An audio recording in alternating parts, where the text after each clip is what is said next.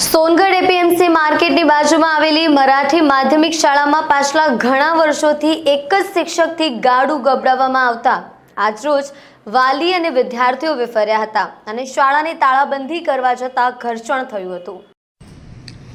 વિદ્યાર્થી કોઈ પણ દેશનું ભવિષ્ય કહેવાય છે, પરંતુ સોનગઢ ખાતે વિદ્યાર્થીઓના ભવિષ્ય સાથે રમત રમાતી હોય તેવા દ્રશ્યો સામે આવ્યા છે। સોનગઢની આદર્શ માધ્યમિક મરાઠી સ્કૂલમાં ઓક્ટોબર 2022થી માત્ર એક જ શિક્ષકથી ગાડું ગબડાવવામાં આવી રહ્યું છે। તમે જ વિચાર કરો કે એક જ શિક્ષક ગણિત, વિજ્ઞાન, અંગ્રેજી અને ભાષાના વિષયો કેવી રીતે ભણાવી શકે। અહીં 72 વિદ્યાર્થીઓ હતા, તેમાંથી હવે માત્ર 59 વિદ્યાર્થીઓ બચ્યા છે। 13 જેટલા વિદ્યાર્થીઓ પોતાની એલસી કઢાવીને નવાપુર ભણવા જતા રહ્યા છે। હાલ જે વિદ્યાર્થીઓ છે તેના વાલીઓએ અને વિદ્યાર્થીઓ અનેકવાર ફરિયાદ કરી હોવા છતાં અહીં શિક્ષકોની ઘટ પૂરવામાં ન આવતા આજરોજ વિદ્યાર્થીઓ અને વાલીઓ વિફર્યા હતા। શાળાની તાળાબંધી કરવા માટે આગળ વધ્યા હતા। ત્યારે આ પ્રસંગે સંવેદના વિહીન થઈ ગયેલું તાપી જિલ્લાનું શિક્ષણ વિભાગ ક્યારે અહીં શિક્ષકો પૂરી આપે છે તે જોવું રહ્યું કે પછી આ બાળકોનું ભવિષ્ય અંધકારમય થઈ ગયું તો તેના માટે જવાબદાર કોણ એ પણ મોટો સવાલ છે। આ વિદ્યાર્થી અને વાલીઓએ પોતાની વેદના ઠાલવતા શું કહ્યું આવો સાંભળીએ। મિત્રો, આપના વિસ્તારની કોઈ પણ સમસ્યા ઉજાગર કરવા 9979391495 નંબર ઉપર સંપર્ક કરી ચેનલને સબસ્ક્રાઇબ જરૂર કરજો। बिंदेश्वरी शाह साथे राहुल सोनी नो रिपोर्ट, तापी। आपका नाम? अनिल विक्रम महिरास। आप यहाँ पे क्यों इकट्ठा हुए सब मिलके? ये स्कूल में शिक्षक नहीं है, इसके कारण हम पेरेंट्स है बच्चों के, हम सब यहाँ पे इकट्ठा हुए हैं। आपकी क्या मांग है? हमारी मांग ये है कि शिक्षक नहीं है यहाँ पे और क्लर्क भी नहीं है। तो आप क्या चाहते हो?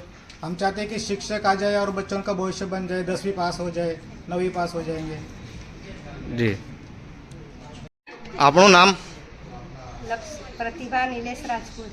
આજે આપણે બધા અહીંયા કેમ ભેગા થયા છો?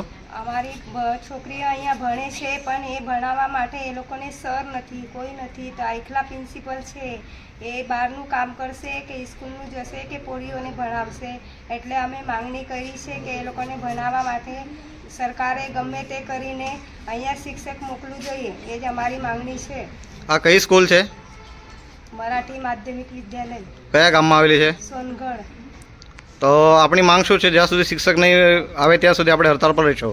હા, ત્યાં સુધી અમે હડતાલ પર રહીશું, કેમ કે અમારા છોકરા હવે 10મીના એમાં ક્લાસમાં ભણે છે, બોર્ડની હવે પરીક્ષા આવે છે। આ 2-3 મહિનામાં શું શીખશે એ લોકોનું પછી રિઝલ્ટ આવશે તો અમે શું કરવું, એ કેવી રીતના લખશે, કેમ કે એ લોકોને અભ્યાસ નથી મળતો, અહીંયા ભણાવવા માટે કોઈ નથી।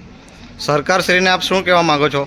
સરકારને આ જ અમારી માંગણી છે કે તમે ઉપરથી કંઈ અપીલ કરો ને અહીંયા શિક્ષક મોકલો, એટલે અમારા પોયરા ભણીને આગળ જશે, એટલે કંઈક બનશે। જી જી સર, આપણું નામ? प्रवीण विनायक पाटिल। આજ રોજ જે અહીંયા વાલીઓ અને જે વિદ્યાર્થીઓ બહાર બેઠા છે, શું કારણ બેઠા છે? એમને માગણી જે છે શિક્ષક, આ સ્કૂલમાં હું એકલો જ એક શિક્ષક બી, આચાર્ય બી, ક્લાર્ક બી, બધી જ રીતે હું પોતે જ કામ કરતો છું। આ સ્કૂલનું નામ શું છે? આદર્શ માધ્યમિક વિદ્યાલય। આ કેટલા વર્ષથી ચાલુ છે સર? હા, કેટલા વર્ષથી સ્કૂલ ચાલુ છે? આ 1991થી ગ્રાન્ટેડ છે। કેટલા વિદ્યાર્થી છે કુલ?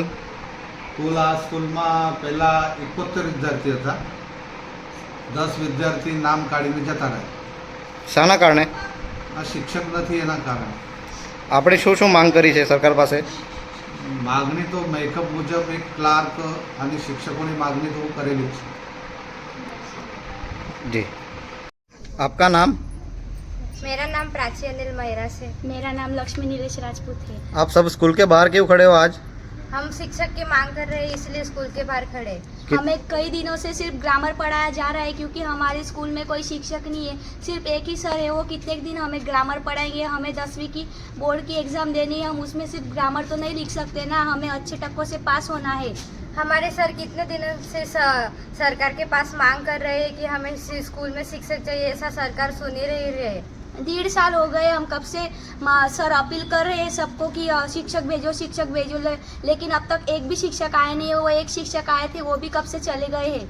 हम सब लोग यहाँ पे मराठी है, इसलिए हमें मराठी स्कूल में वो सीखना है। नहीं तो हम यहाँ पे गुजराती स्कूल बहुत सारे हम जा सकते थे, मगर हमें मराठी पढ़ना है, इसलिए हम मराठी माध्यम में पढ़ाई करना चाह रहे हैं। और हमारे स्कूल में शिक्षक ही नहीं है, सरकार हमारी मांग सुन नहीं रहे है। हमारी सिर्फ आपसे यही मांगनी है कि आप जल्द से जल्द हमारे लिए शिक्षक भेजिए, क्योंकि हमें 10वीं की बोर्ड की एग्ज़ाम देनी है और आगे अच्छे पढ़ लिख के कोई बड़ा आदमी बनना है। आप कब तक बाहर रुकोगे ऐसे ही? जब तक हमारे पास शिक्षक नहीं आ जाते तब तक। जी। ये आपका नाम? मेरा नाम अनिल विक्रम महिरास है। आप यहाँ पे सब मिलके क्यों इकट्ठे हुए हैं? हम यहाँ पे इसलिए इकट्ठा हुए हैं कि स्कूल, ये आदर्श स्कूल है यहाँ पे सोनगढ़ में, यहाँ पे शिक्षक नहीं है। और सोनगढ़ में जो 75% मराठी लोग रहते हैं यहाँ पे, तो उनके बच्चे इधर ही पढ़ते हैं। और जब शिक्षक नहीं रहेंगे तो बच्चे कहाँ पढ़ने जाएंगे? सरकार से आपकी क्या मांग है? हमारी यही मांग है सरकार से कि भाई शिक्षक दे दिया जाए, और स्कूल में कोई क्लर्क भी नहीं है उन लोगों के लिए, क्लर्क भी मिल जाए। और अकेले प्रिंसिपल ही है, वो क्लर्क का काम करेंगे या फिर बच्चों को पढ़ाएंगे या फिर बाहर का काम करेंगे, कुछ जो भी स्कूल का काम रहता है, कौन सा काम करेंगे अकेला आदमी? જી. તાપીની અંદર આવેલું સોનગઢ ગામ, જ્યાં એકમાત્ર લઘુમતી મરાઠી સ્કૂલ આવેલું છે, ત્યાંના બધા વિદ્યાર્થીઓ આજે હડતાળ પર બહાર ઉતરી આવેલા છે. જાણવા મળેલું છે કે અહીં ફક્ત એક અને એક શિક્ષક ભણાવે છે, એ પણ ગ્રામર ભણાવવામાં આવે છે. તો હવે આ છોકરાઓનું ભવિષ્યનું શું? જાણવા મળેલ છે કે અહીં 90% છોકરીઓ ભણે છે. સરકારશ્રી તો ચલાવે છે કે બેટી બચાવો બેટી પઢાઓ, તો આ બેટી કઈ રીતે પડશે એ એક જો મોટો પ્રશ્ન ઊભો થઈ રહ્યો છે. હવે જોવાનું રહ્યું કે આ સ્કૂલની અંદર ક્યારે શિક્ષકો આવશે. અહીં પીઉન પણ નથી અને આ સ્કૂલ જે છે એને કોઈ પણ પ્રકારની સહાયતા મળતી નથી. સોનગઢ એ 75% વસ્તી ધરાવતું મરાઠી લોકોનું ગામ છે. અહીં બધા મરાઠી સ્કૂલના મરાઠી છોકરાઓ ભણે છે. તો સરકાર આ લોકો પર ધ્યાન કેમ નથી આપતી? તો જાણીએ આપણે શિક્ષકો પાસે અને વિદ્યાર્થી પાસે કે એમની માંગ શું છે. હું રાહુલ સોની, બિંદેશ્વરી શાહ, ગુજરાતના ખબરીલાલ.